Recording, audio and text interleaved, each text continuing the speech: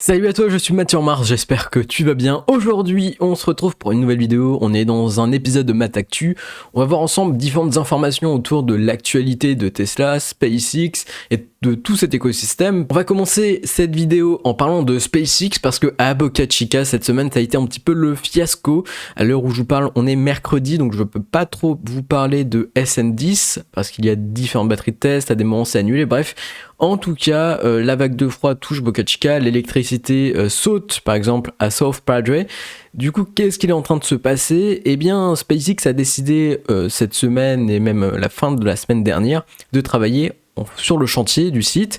Alors tout d'abord, on parle bien sûr du chantier du Launchpad orbital, donc du pad orbital ou du pad tier orbital, où on a par exemple différentes procédures qui sont en cours. Tout d'abord, vous savez, ce fameux bunker où des équipements étaient en cours d'installation cette semaine et la semaine dernière. Sinon, une dalle a été aussi coulée et actuellement, ils sont en train de former des socles, certainement pour accueillir 4 citernes de LOX, CH4 ou encore d'azote.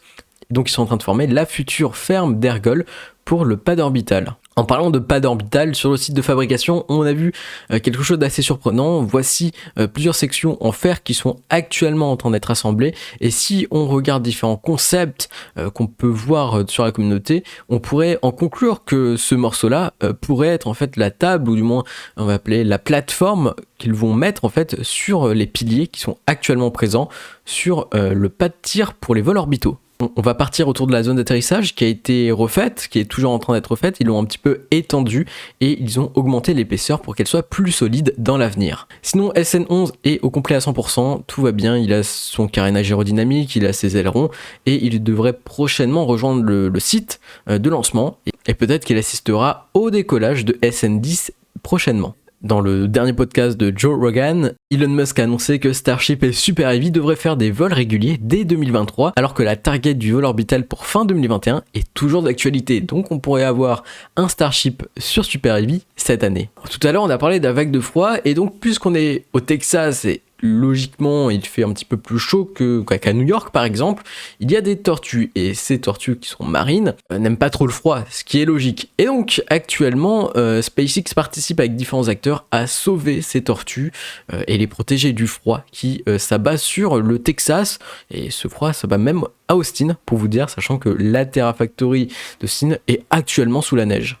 Sinon, je viens t'annoncer qu'un concours est disponible pour gagner ton exemplaire imprimé en 3D de SN10. Le concours est disponible sur Twitter, Instagram, TikTok. Le lien est en description, donc n'hésite pas à aller voir ce petit concours. Vu que SpaceX adore sauver les animaux, on va parler d'une affaire, on va parler d'un petit événement. Starlink 19 a eu lieu il y a quelques jours et voici cette image qui est assez surprenante.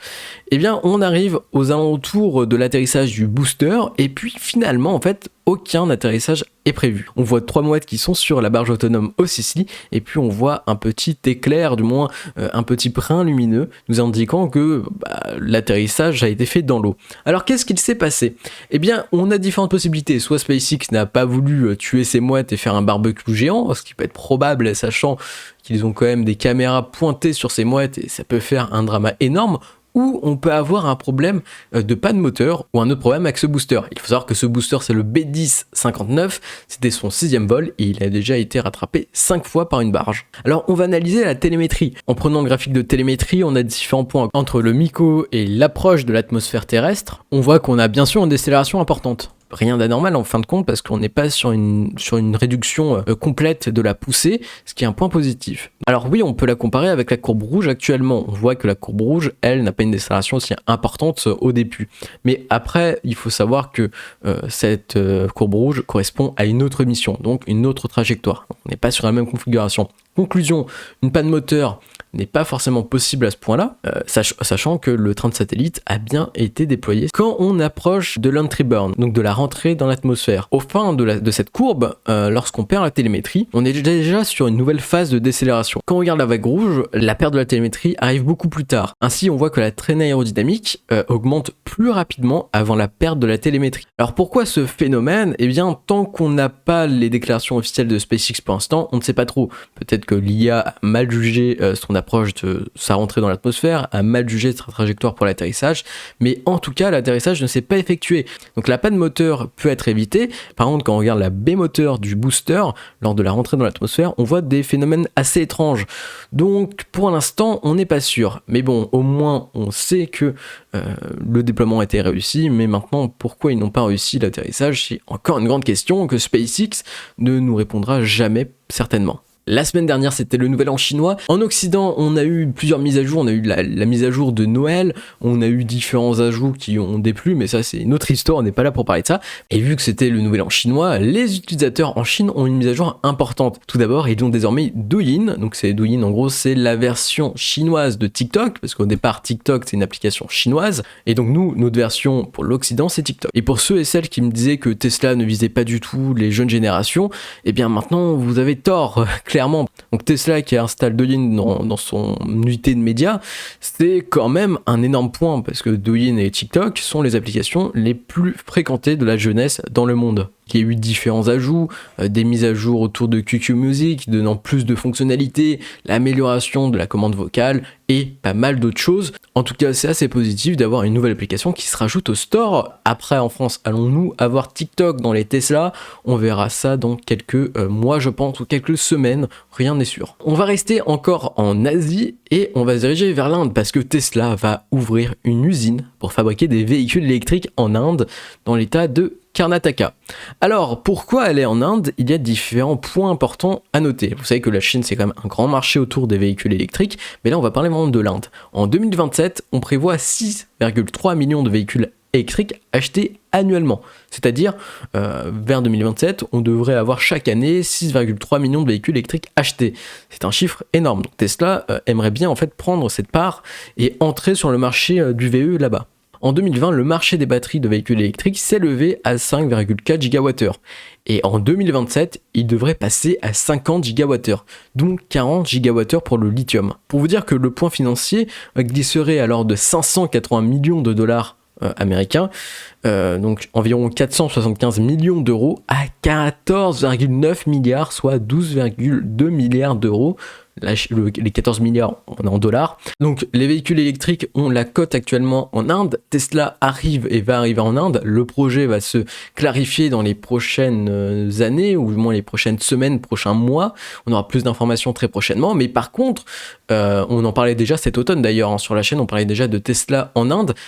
Voilà, c'était un petit point autour de Tesla sur le continent asiatique. Et maintenant, on va parler d'un nouveau point. On va revenir sur le podcast de Joe Rogan et d'Elon Musk.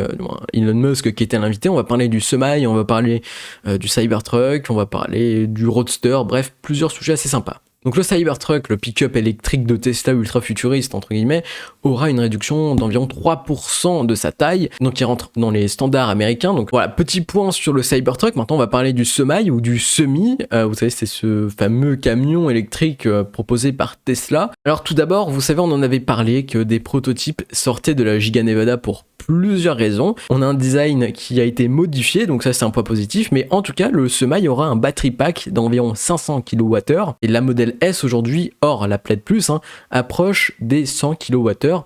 Je ne parle vraiment pas de la Plaid Plus qui, elle, a un battery pack plus important. Si vous aimez Tesla et SpaceX, c'est une actualité qui peut être sympa parce que, toujours dans le même podcast, Elon Musk a annoncé que Tesla finira en 2021 le Roadster 2 pour commencer les livraisons en 2022. Alors, on va retrouver bien sûr un package SpaceX qui est encore sur la table avec des propulseurs à gaz froid. Donc on peut parler en termes de gaz froid d'azote, d'hydrazine ou encore d'oxygène liquide. En fait on se rapproche des RCS et on sera sur des équipements RCS qui auront une poussée d'environ 3 tonnes. Donc on approche des 9 kN, ce qui est en fait la base et le standard on va dire autour des RCS. Des RCS, on en trouvait sur la Space Shuttle, donc la navette spatiale, mais on en retrouve aussi sur le Starship pour faire différentes manœuvres sans utiliser les propulseurs principaux. Donc ces sortes de RCS auront en fait un côté nitro, on va parler de ça un petit boost, et ce dispositif se logerait derrière la plaque d'immatriculation qui, elle, sera rotative, ou pourrait être rotative. Donc ouais, ça me fait penser à Taxi 3 par exemple, quoi. Sinon, Tesla a aussi un objectif, c'est de proposer une fonctionnalité pour faire planer, du moins pour faire voler de 1 mètre environ le Roadster.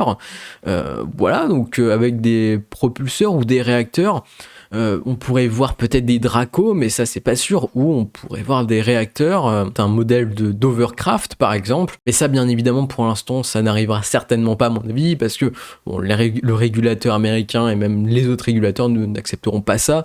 Une voiture volante pour l'instant c'est pas trop d'actualité.